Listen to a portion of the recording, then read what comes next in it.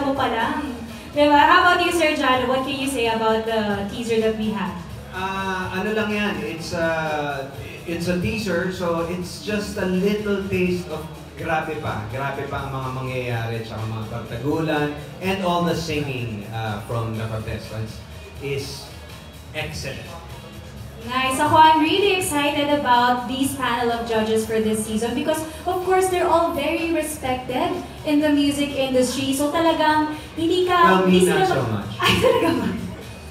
Sample nga, Sir Jano. Hindi masyadong respected. Respected. Masyado. Grabe, ito na yung sample ng Bardagulan, ano? Kaya yan po, aabangan natin sa The Masked Singer Pilipinas Season 3.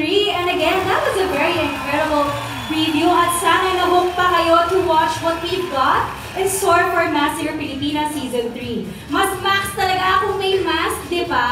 At may mask po ba? Lahat tayo ngayon. Lahat ng mga media friends natin. Gusto naming silipin yan kasi mamaya meron tayong Best Mass Media. Meaning meron tayong special prizes na inihanda para sa inyo.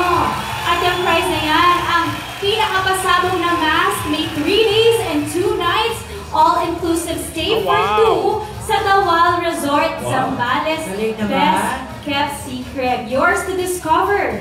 2 breathtaking resorts just right across from each other. Kaya ibida na ang inyong mga masks for a chance to win an all-inclusive stay sa Dawal Beach and Lakeview Resorts. Ayan, kita natin sa background, beach talaga siya. Biglang nagsuotan ng mask ng mga hindi nakasuot.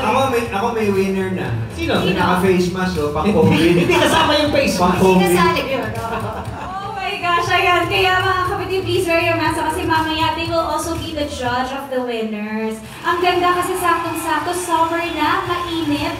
Lahat tayo ay dagat na. Ayan. Pero bago natin malaman ang winner, we would like to hear your questions. So we would like to officially open the floor for questions. So let's fire them away. Ating mga media friends.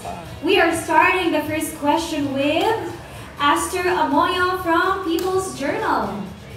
Hi everyone.